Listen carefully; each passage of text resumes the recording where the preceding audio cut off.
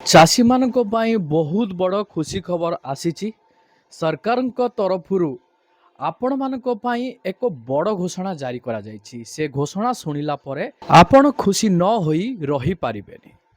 ବର୍ତ୍ତମାନ ସରକାରଙ୍କ ତରଫରୁ ଚାଷୀମାନଙ୍କ ପାଇଁ ଯେଉଁ ସୁବିଧା ସୁଯୋଗ ଗୁଡ଼ିକ ଦିଆଯାଉଛି, ପ୍ରତ୍ୟେକ ଚାଷୀମାନେ ସେ ବିଷୟରେ ଜାଣିବା ଦରକାର ଆଉ ସେ ଲାଭ ଗୁଡ଼ିକ ଉଠେଇବା ଦରକାର। ଏଇଟା ଚାଷୀମାନଙ୍କର ଚ୍ୟାନେଲ। ଯେକୌଣସି ନୂଆ ଅପଡେଟ୍ ଗୁଡ଼ିକ ଆସିବ ସରକାରଙ୍କ ତରଫରୁ ତୁରନ୍ତ ଆପଣମାନେ ଏହି ଚ୍ୟାନେଲ ମାଧ୍ୟମରୁ ପାଇପାରିବେ। ମୁଁ ଆପଣମାନଙ୍କୁ ଏହି ଭିଡ଼ିଓ ମାଧ୍ୟମରେ ପ୍ରମାଣ ସହ ଦେଖେଇବି ଯେ ଚାଷୀମାନଙ୍କ ପାଇଁ କ'ଣ ରହିଛି ଖୁସି ଖବର।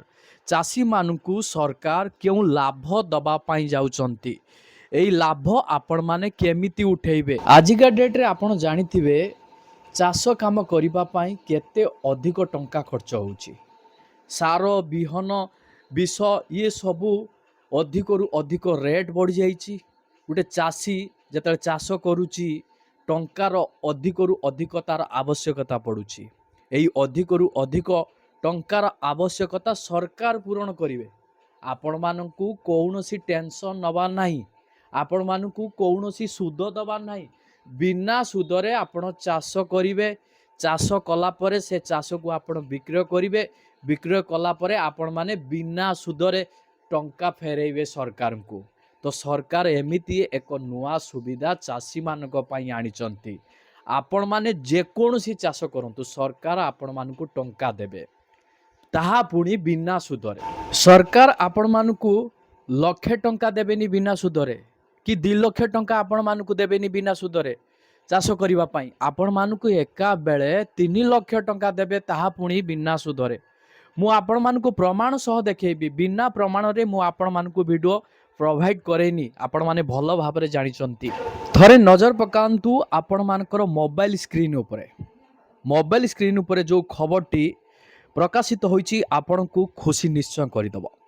ଫସଲ ଋଣ ଯୋଜନାରେ ବଡ଼ ପରିବର୍ତ୍ତନ।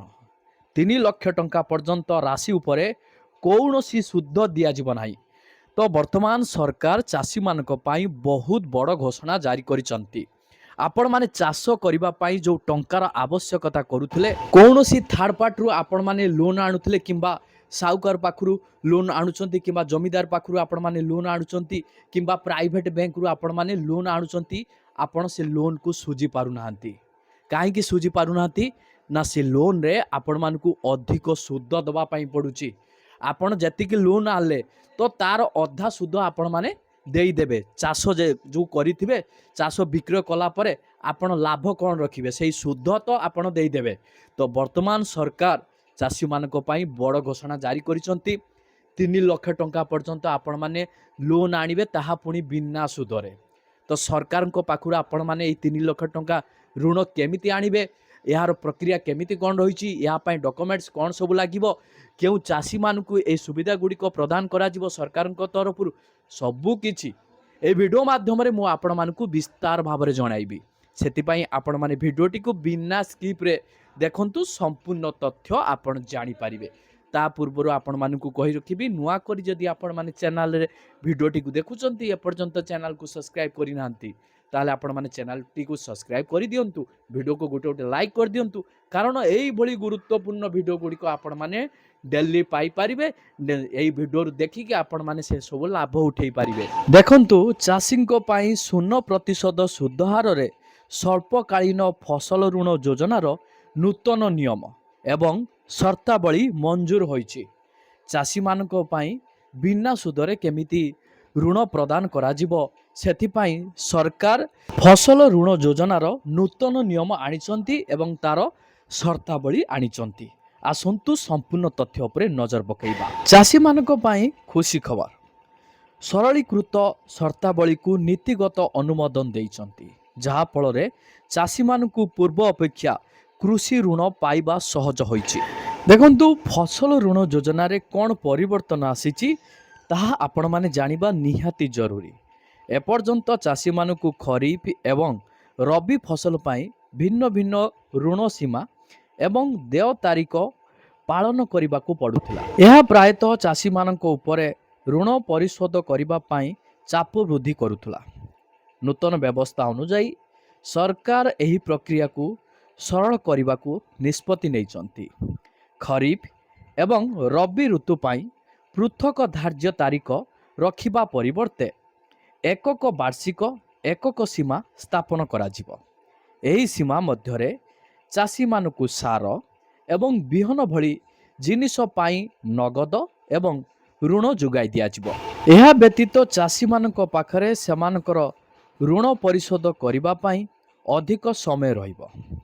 ଏବେ ବାର୍ଷିକ ଋଣ ସୀମାରୁ ପ୍ରଥମ ଉଠାଣ ତାରିଖରୁ ଋଣ ପରିଶୋଧ ଅବଧି ପୂର୍ଣ୍ଣ 12 ମାସ ପର୍ଯ୍ୟନ୍ତ ବୃଦ୍ଧି କରାଯିବ। ଏହା ଫସଲ ଉତ୍ପାଦନ ଏବଂ ବିପଣନ ପରେ ଚାଷୀମାନଙ୍କୁ ସେମାନଙ୍କର ଋଣ ପରିଶୋଧ କରିବାରେ ସହଜ କରିବ। ଏହା ସହିତ ସମୟ ସୀମା ମଧ୍ୟରେ ଦେୟ ଦେଉଥିବା ଲୋକଙ୍କ ପାଇଁ ଅତିରିକ୍ତ ସୁବିଧା ମଧ୍ୟ ମିଳିବ।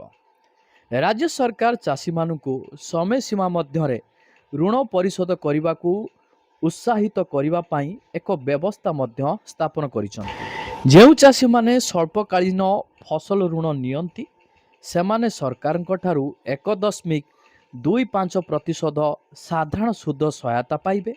ଏହା ସହିତ ଯେଉଁ ଚାଷୀମାନେ ନିର୍ଦ୍ଧାରିତ ସମୟ ସୀମା ମଧ୍ୟରେ ଋଣ ପରିଶୋଧ କରନ୍ତି ସେମାନେ ଅତିରିକ୍ତ 4% ପ୍ରୋତ୍ସାହନ ସୁଧ ସହାୟତା ପାଇବେ। ଏହା ଚାଷୀଙ୍କୁ ସମୟ ସୀମା ମଧ୍ୟରେ ଋଣ ପରିଶୋଧ କରିବାକୁ ଉତ୍ସାହିତ କରିବ ଏବଂ ସେମାନଙ୍କର ଆର୍ଥିକ ସ୍ଥିତିକୁ ସୁଦୃଢ଼ କରିବ। 3 ଲକ୍ଷ ଟଙ୍କା ପର୍ଯ୍ୟନ୍ତ ଋଣ ଉପରେ କୌଣସି ସୁଧ ଦେବାକୁ ପଡ଼ିବ ନାହିଁ। ଏହି ଯୋଜନାର ସବୁଠାରୁ ଗୁରୁତ୍ୱପୂର୍ଣ୍ଣ ବୈଶିଷ୍ଟ୍ୟ ହେଉଛି ଯେ ଯେଉଁ ଚାଷୀମାନେ ସମୟ ମଧ୍ୟରେ ସେମାନଙ୍କର ଋଣ ପରିଶୋଧ କରନ୍ତି ସେମାନଙ୍କୁ 3 ଲକ୍ଷ ପର୍ଯ୍ୟନ୍ତ ସ୍ୱଳ୍ପକାଳୀନ ଫସଲ ଋଣ ଉପରେ କୌଣସି ସୁଧ ଦେବାକୁ ପଡ଼ିବ ନାହିଁ। ଏହାର ଅର୍ଥ ହେଉଛି ଯୋଗ୍ୟ ଚାଷୀମାନେ ଚାଷ ପାଇଁ ସମ୍ପୂର୍ଣ୍ଣ ସୁଧମୁକ୍ତ ଋଣ ପାଆନ୍ତି। ଏହା ଚାଷୀମାନଙ୍କୁ ସାର, ବିହନ, କୀଟନାଶକ, ଉପକରଣ ଭଡ଼ା ଏବଂ ଅନ୍ୟାନ୍ୟ କୃଷି ଉଦ୍ଦେଶ୍ୟରେ ଆବଶ୍ୟକ ପୁଞ୍ଜି ସହଜରେ ଉପଲବ୍ଧ କରାଏ। ସୁଧ ବୁଝେଇ ଅନୁପସ୍ଥିତି ଚାଷ ଖର୍ଚ୍ଚ ହ୍ରାସ କରିବା ମଧ୍ୟ ସାହାଯ୍ୟ କରେ। ଶୂନ୍ୟ ସୁଧ ଋଣ ଯୋଜନା କିପରି କାମ କରେ? ରାଜ୍ୟ ସରକାର ପ୍ରତିବର୍ଷ ଏହି ଯୋଜନା ପାଇଁ ଏକ ମୂଳ ହାର ଏବଂ ଋଣ ପରିଶୋଧର ସମୟ ସୀମା ସ୍ଥିର କରନ୍ତି। କେନ୍ଦ୍ର ସରକାର ପ୍ରଦାନ କରୁଥିବା ସୁଧ ସବସିଡି ଏହି ମୂଳ ହାରକୁ ବାଦ ଦିଆଯାଏ। ମଧ୍ୟପ୍ରଦେଶ ସରକାର ତାପରେ ସୁଧ ସବସିଡି ଭାବରେ ଅବଶିଷ୍ଟ ରାଶି ବହନ କରନ୍ତି। ଏହି ବ୍ୟବସ୍ଥା ଚାଷୀମାନଙ୍କୁ 0% ସୁଧ ହାରରେ ଋଣ ପାଇବାକୁ ଅନୁମତି ଦିଏ। ସରକାର ବିଶ୍ୱାସ କରନ୍ତି ଯେ ଏହି ଯୋଜନା ଚାଷୀମାନଙ୍କୁ ଆର୍ଥିକ ଭାବରେ ସଶକ୍ତ କରିବ ଏବଂ କୃଷି କ୍ଷେତ୍ରରେ ନିବେଶ ବୃଦ୍ଧି କରିବାରେ ଗୁରୁତ୍ୱପୂର୍ଣ୍ଣ ଭୂମିକା ଗ୍ରହଣ କରନ୍ତି। ଯେଉଁଟାକି ଆମ ଓଡ଼ିଶାରେ KCC କାର୍ଡ଼ ମାଧ୍ୟମରେ ଚାଷୀମାନଙ୍କୁ ବିନା ସୁଧରେ ଋଣ ପ୍ରଦାନ କରାଯାଉଛି।